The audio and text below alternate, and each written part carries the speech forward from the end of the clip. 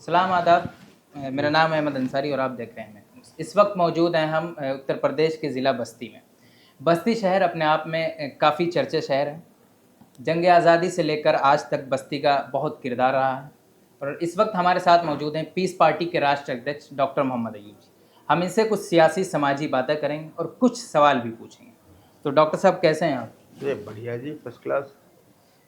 हमारा पहला सवाल है, उत्तर भारत में काफ़ी सारी सियासी पार्टियां हैं, पॉलिटिकल पार्टीज़ हैं, बहुत सारी पार्टीज़ हैं, समाजवादी हैं, बहुजन समाज पार्टी है, भारतीय जनता पार्टी है, हाल ही में एमआईएम ने भी यूपी में अपना कदम रखा। तो आपको सियासत में उतरने की किस तरीके से उकसाहट हुई? अब देखिए, सियासत किसी भी मुल्क में वो इसलिए की जाती है ताकि हुकूमत हासिल करके सत्ता में आकर के समाज के सभी वर्गों के फलाह बहबूद के लिए, उनकी तरक्की के लिए, उनको इंसाफ देने के लिए काम किया जाए। जी। और अभी तक जितनी भी पार्टियां सरकार में आई हैं, चाहे वो कांग्रेस रही हो, सपा बसपा भाजपा रही हो, चाहे कोई भी दल रही हो, उन्होंने हमेशा धर्म और जात की राजनीति की है। उन्होंने मुसलमानों को और समाज के जो दूसरे तबके पिछड़े और दलित हैं, जो सत्ता में भागीदार नहीं हो पाए हैं, उनको उनका हक न दिया है और उनके साथ नाइंसाफ़ी की है।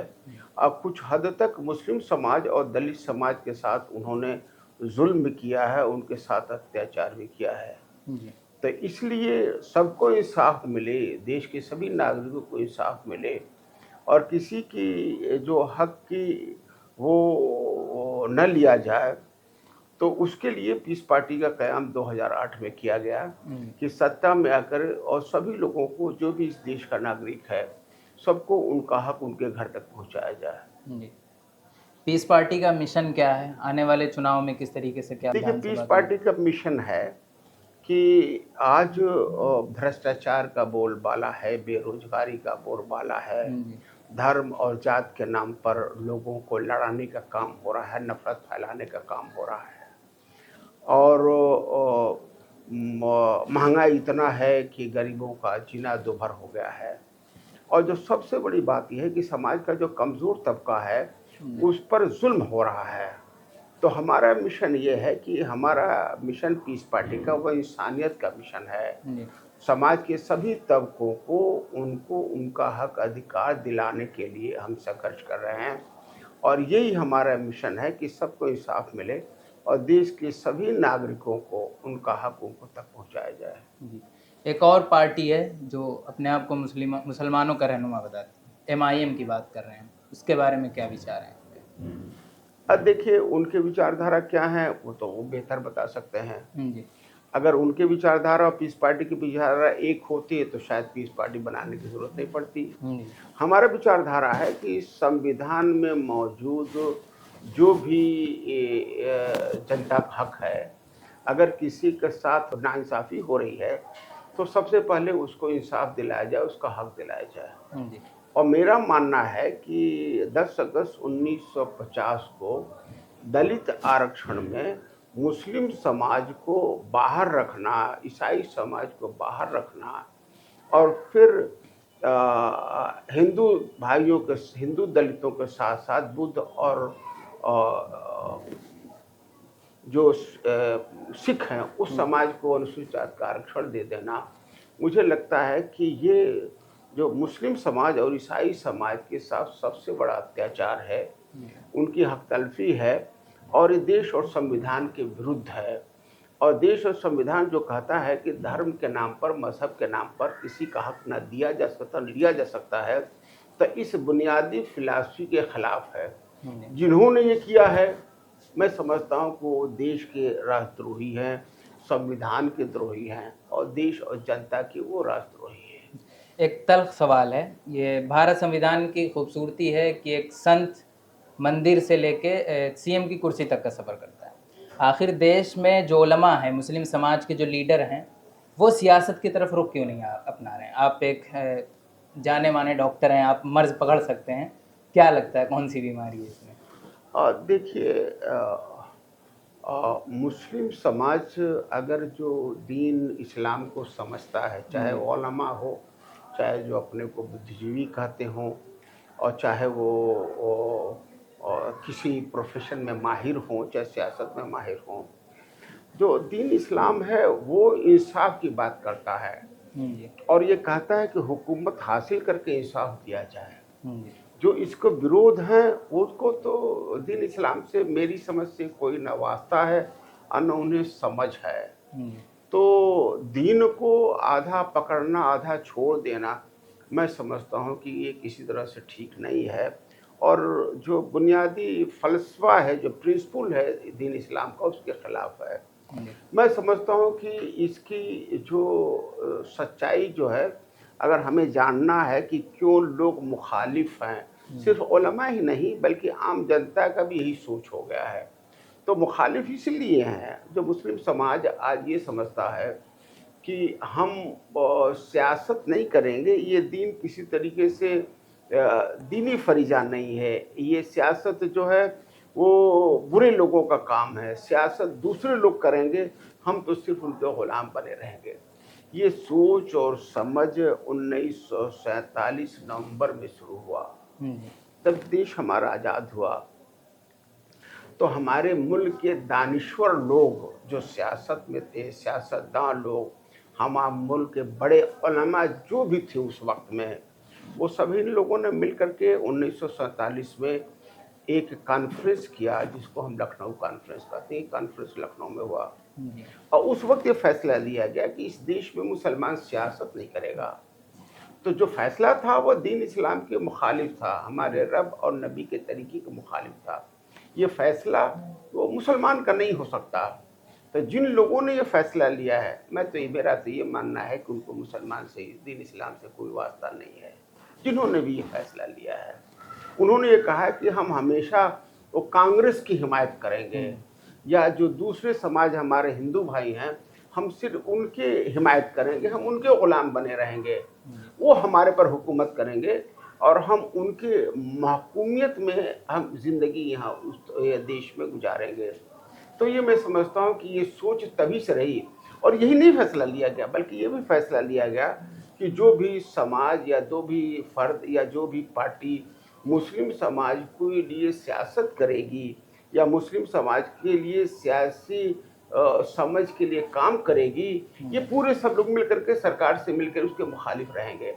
और आज तक ये काम करते रहे हैं। पीस पार्टी जब से बनी है तो तरह तरह की अफवाह फैलाना, पीस पार्टी के सारे पदाधिकारियों को हराना, तो ये सिर्फ पीस पार्टी के साथ नहीं है भाई। एक उलमा ने पार्टी बनाई है, बदरुद्दीन अजमल साहब, उसको भी हराने के लिए जाते हैं, उसको भी ख़त्म करने की साजिश किया है। क्या तो इसके ये पीछे फैसला, मौजूदा सरकार है या कुछ अपने ही मुसलमान? हाँ, मैं समझता, मुसलमान तो मानता नहीं जी। मैं तो ये मानता हूँ कि ये यहूदियों के नस्ल से हैं जो दीन इस्लाम को ख़त्म करना चाहते हैं। जी। क्योंकि दीन सियासत तो दीन इस्लाम का बुनियादी फरीज़ा है। हमारे नबी ने 10 साल मदनी ज़िंदगी में सियासत की है और इसी से दीन इस्लाम फ़रोग़ पाया है। जी। और जहाँ-जहाँ से सियासत हुकूमत से मुसलमान लावास्ता हो गया, वहाँ से दीन इस्लाम और मुसलमान नाम की चीज़ ख़त्म हो गई है। तो मैं समझता हूँ कि जो दुश्मन हैं इस्लाम, दीन इस्लाम के दुश्मन हैं, उन्होंने ये फ़ैसला किया है। वो उस फ़ैसले में शामिल हुए हैं। तो चाहे वो जो भी रहा हो, मुझसे इससे कोई मतलब नहीं है। जी। दीन इस्लाम के ख़िलाफ़ और उसके बुनियादी वसूलों के ख़िलाफ़ चाहे दुनिया का कोई भी आदमी हो, वो तो दीन इस्लाम से क्या मतलब है। मैं तो समझता हूँ वो शामिल है, इब्लीस के ख़ानदान का हो सकता है, यहूदियों के ख़ानदान का हो सकता है, मुनाफिकों के ख़ानदान का हो सकता है, उससे दीन इस्लाम से क्या मतलब। क्योंकि जो दीन इस्लाम का मुनकिर हो, अल्लाह के हुक्म और नबी के तरीके के मुनकिर हो, जो दूसरों को, पूरे मुस्लिम समाज को ग़ुलाम बनावे, जो सियासत से जो दीन का अहम हिस्सा है उससे उसको बतरफ करे, और जो मुसलमानों के ख़िलाफ़ जो नफ़रत फैलाए, जो उन्हें सियासत करने से रोके, उन्हें सियासत से ख़त्म करने की जो साजिश करे, मैं समझता हूँ उससे दीन इस्लाम से क्या मतलब। जब वक्फ बोर्ड को लेकर हाल ही में काफ़ी चर्चाएं हैं, एक संशोधन पास किया जा रहा है उससे मुसलमानों की भलाई के लिए क्या कहा जा रहा है, बताया जा रहा है, कौन सी भलाई है शायद मुसलमान समझ नहीं पा रहे। इस पर क्या राय है कि वक्फ संशोधन बिल को लेकर? देखिए, वक्फ संशोधन बिल हो, चाहे सीएए हो, जी। और चाहे वो अनुसूचित जाति से मुसलमानों को हटाना हो, जी। तो ये सारी चीज़ें हैं, ये संसद पास करती है। और जो बुनियादी हम लोगों ने, जो हमारे लोगों ने फैसला किया था, जिनको हम कहते हैं अपने को, हम बड़े उलमा कहते हैं, हर मसले के दानिश्वर कहते हैं, सियासतदान कहते हैं, उन लोगों ने कहा कि हम उस पार्लियामेंट में, विधानसभा में नहीं रहेंगे, जो वो फैसला लेंगे हम उसकी महकूमियत में रहेंगे। तो हमें एतराज़ क्यों हो रहा है? अगर हम ये फैसला लेते हैं कि हमारा हाकिम क्या चाहता है, तो हमें एतराज़ क्यों होगा? गुलामों को कौन सा हक है एतराज़ करने का किसी चीज़ का? तो हमने गुलामियत तो खुद अख्तियार कर ली ना। हम कहे कि हम पार्लियामेंट में नहीं जाएंगे, हम विधानसभा में नहीं जाएंगे, जो कानून बनाएंगे उस पर हम अमल करेंगे। तो हम कहीं ना फैसला कहीं खुद ले रहे हैं। 1947 में जो लखनऊ के कॉन्फ्रेंस में कहा गया था कि मुसलमान सियासत में हिस्सा नहीं लेगा, उसी और का जो हुकूमत नतीजा है। फैसला करेगी उसको हम मानेंगे। उसी का नतीजा है आज। उसी का नतीजा है। जब हम है ही नहीं हैं, जी। जब है ही नहीं हैं, तो जो फैसला करेंगे उसके हिसाब से हम मानेंगे, और हम मानते चले आ रहे हैं। तो इसमें वो फायदेमंद हो नुकसानमंद हो, तो हमें वक्फ बिल के चर्चा से मुसलमान का फायदा है कि नुकसान है, इससे तो बड़ा मुद्दा हमारे अनुसूचित जाति का आरक्षण का है। इससे मुद्दा तो हमारा बड़ा सीए का है। वक्फ बिल से फायदा नुकसान तो बहुत बहुत थोड़ी सी है। अगर मैं मानता हूं कि अगर वक्फ बिल का 1% नुकसान है मुसलमान का, तो 100% नुकसान है सीए से, और 1,00,000 गुना नुकसान है वो मुसलमानों को अनुसूचित जाति के आरक्षण से। मैं मिसाल देता हूँ कि अगर अनुसूचित जाति का आरक्षण रहे तो 40% मुसलमान अनुसूचित जाति में है।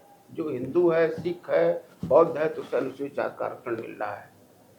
अगर 40% मुसलमान अगर है, अगर वो 40% सरकारी नौकरी में हो, पीएससी में हो, दरोगा हो, सिपाही हो, जज हो, कलेक्टर हो, एसपी हो, डॉक्टर हो, इंजीनियर हो, वकील हो, तो आप ये बताओ कि मुसलमानों के साथ कभी कोई तासुब थाने से लेकर के जिले या किसी कार्यालय में हो सकता? नहीं हो सकता है।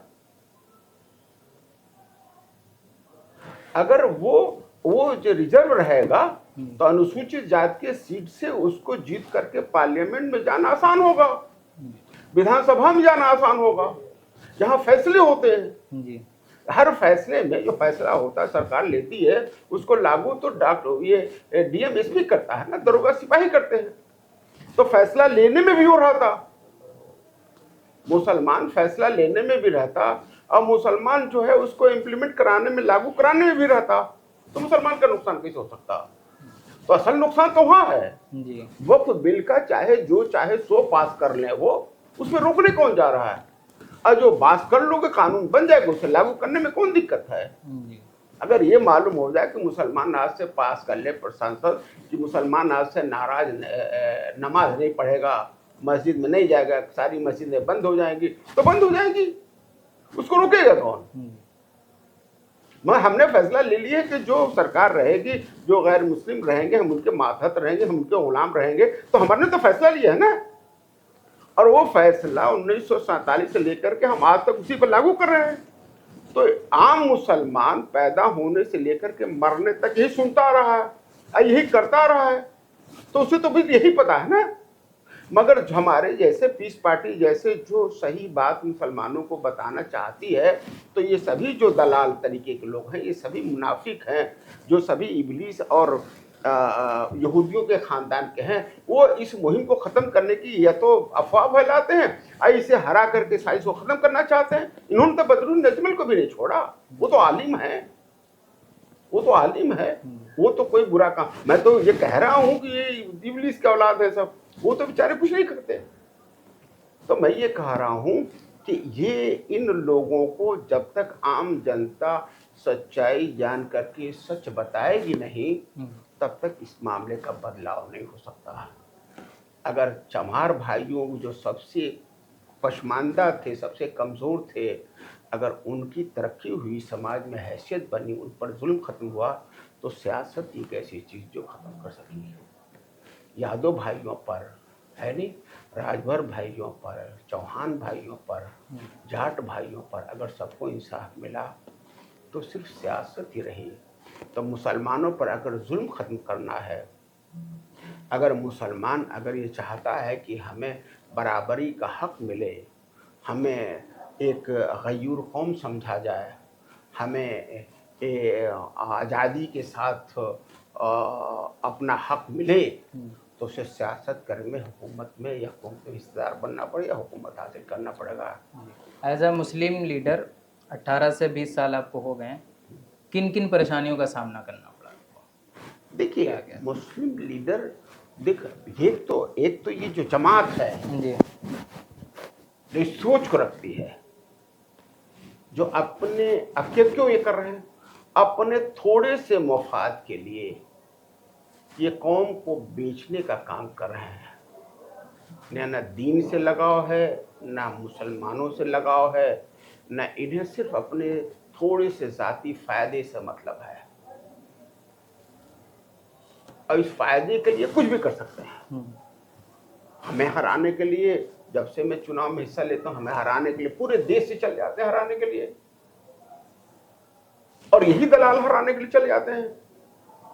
ये जो अपने को मुसलमानों को सरबराह कहलाते हैं, यही हराने चले जाते हैं, हमें पूरे देश से हराने चले जाते हैं। मगर ये मोदी और योगी को हराने नहीं जाते, अखिलेश यादव को, मायावती को हराने नहीं जाते, उन्हें तो जिताने जाते हैं, ये उन्हें हराने नहीं जाते। तो अवाम को इस चश्मे को हटा करके जब अवाम देखेगी तब इनकी सही तस्वीर पता चलेगी।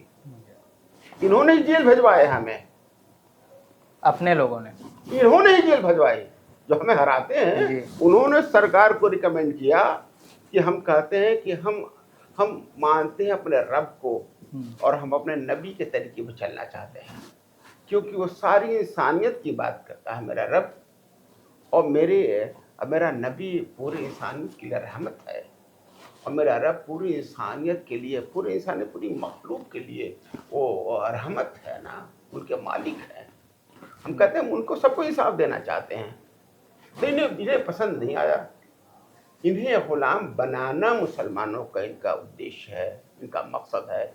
और गुलाम बना करके मुसलमान को नहीं चाहते कि मुसलमान सोचे समझे।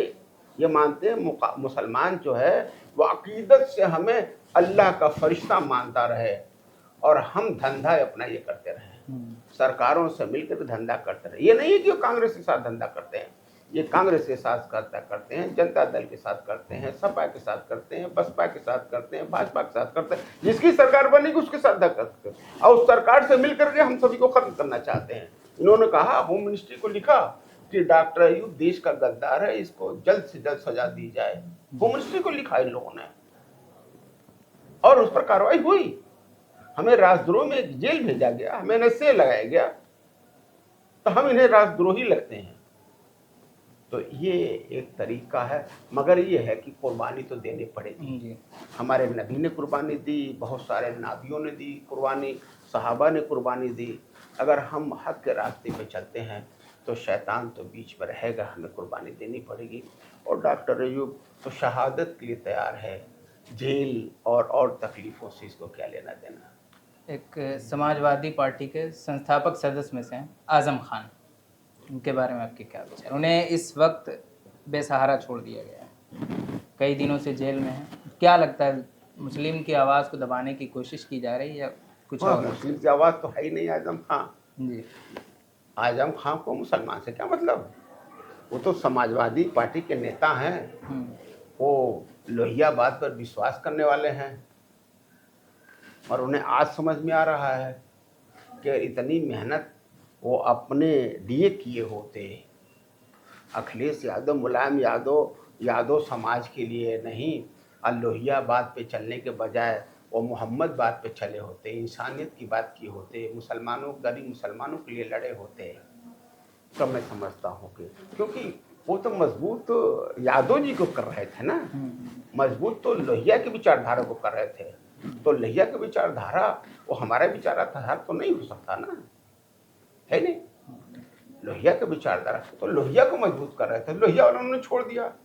उन्होंने सोचा कि उनके दोस्त हो सकते हैं, पर मैं तो नहीं मानता कि वो दोस्त हो सकते हैं उनके, तो उन्हें नहीं समझती तो वो जाने, वो भुगत रहे हैं। मैं जानता हूं कि हमारा दोस्त कौन है, हमारा दुश्मन कौन है, हमें पहचान है, और उन्हें पहचान, हमने उन्हें बहुत बात करने की कोशिश की, हमने उनके बात की, पर उन्हें तो मुसलमानों के बुनियादी मसाइल का पता नहीं था कि बुनियादी मसाइल मुसलमान का क्या है। पहले भाई आप लोहिया बाद में रहोगे तो लोहिया की बात समझोगे, अम्बेडकर बाद में रहोगे तो अम्बेडकर की बात समझोगे, हेडगवार बाद रहोगे तो हेडगवार की बात समझोगे, जवाहर बाद में रहोगे जवाहर की बात समझोगे। उसे दीन इस्लाम से क्या मतलब? तो बहुत बड़ा फर्क है ना। दीन इस्लाम में लोहिया बाद में, अम्बेडकर बाद में, हेडगवार बाद में, जवाहर बाद में और मोहम्मद बाद में बहुत फर्क है ना, है ही नहीं? तो पहले बात ये समझनी पड़ेगी ना। तो जो जिस बातों में है उससे दीन इस्लाम से क्या मतलब, मुसलमान से क्या मतलब? तो मुसलमान नाम का मुसलमान है बस। तो मुसलमान के इश्यू से, मुसलमान के मसाइल से उसे क्या मतलब? युवाओं को क्या मैसेज देना चाहिए सेहत को लेकर, और जो भी बिल्कुल साफ है जी। अगर इस देश के युवाओं को, खास तौर पर उन युवाओं को जिनको इंसाफ नहीं मिल रहा है, जी। जो मजहबी और जाति तासुब के शिकार हैं, उनके लिए मेरा बिल्कुल साफ मैसेज है कि बिना सियासत किए हुए आपको अपना हक नहीं मिल सकता। मुस्लिम समाज सियासत से दूर है, तो आज मुस्लिम समाज का युवा, उसके पास एक ही ऑप्शन है कि वो मजदूर बने बस। वो डॉक्टर इंजीनियर के बनने नहीं सोच सकता, दरोगा सिपाही बनने के बारे में नहीं सोच सकता, डीएम एसपी और जज बनने के बारे में सोचना भी उसके लिए मुहाल है। वो तो बालिग होते ही पासपोर्ट बनाता है कि जाके विदेश में मजदूरी करेगा, या बम्बई, चेन्नई, दिल्ली, कलकत्ता में जाकर नौकरी करेगा। वो मजदूरी करने को सोचता है, उसकी सोच बन गई है।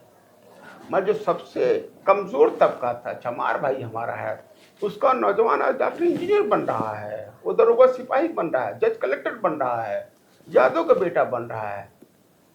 तो 40 साल पहले उनकी भी हालत मुसलमानों से बहुत बदतर थी, पर उन्होंने अपने हालत, सियासी हालात बदले और उसका असर उनके नौजवानों पर पड़ा। तो अगर नौजवान ये समझता है कि वो मजदूरी करके कामयाब हो जाएगा, वो पढ़ करके कामयाब हो जाएगा, तो नहीं हो सकता, मुमकिन नहीं है। पढ़ तो हम सभी से रहे हैं, चुनाव तो हम बहुत सारे लड़ रहे हैं, राजनीति तो बहुत सारे कर रहे हैं, मगर राजनीति, अपनी क़यादत की राजनीति में हिस्सा जब तक नहीं लेगा, उसके मुस्तकबिल को सोचने वाला कोई नहीं है। तो नौजवानों को ये चाहिए कि आप पढ़ाई करो, बिल्कुल करो, हम ये नहीं कर रहे पढ़ाई छोड़ दो आप, मगर पढ़ाई करके अपनी क़यादत की राजनीति आप जब तक नहीं करोगे, सियासी तौर पर मजबूत नहीं रहोगे। अगर आप सपा में मजबूत करोगे तो ज़्यादा मजबूत होगा। मिसाल के तौर पर 99% मुसलमानों ने गठबंधन वोट दिया, उसमें मुसलमान का नाम कहाँ है? वो तो मजबूत हुई समाजवादी पार्टी, ज़्यादा मजबूत हुआ, मजबूत हुई कांग्रेस, और पंडित मजबूत हुआ, उससे मुसलमान से क्या लेना देना है? अब मुसलमान कितनों वोट दे, मुसलमान कितनों जान दे, मुसलमान कितनों लड़े, उससे मुसलमान का नाम तो है कहीं पर, मुसलमान का नाम नहीं है। मगर वही वोट अगर अपनी क़यादत को दिया होता तो आज भाजपा के बाद दूसरी सबसे बड़ी पार्टी होती उत्तर प्रदेश में, कम से कम उत्तर प्रदेश में दूसरी सबसे बड़ी पार्टी होती। तो ये बिल्कुल साफ है कि जो हमारे नबी का तरीका है, जो मेरे रब का तरीका है, वो है सियासत करना, और वो लाजिम है, फ़र्ज इसीलिए है हर मुसलमान पर, इसलिए मज़हब का एक अहम हिस्सा है। उसको छोड़ने से न तो दुनिया में कामयाबी है और न तो मरने के बाद आखिरत।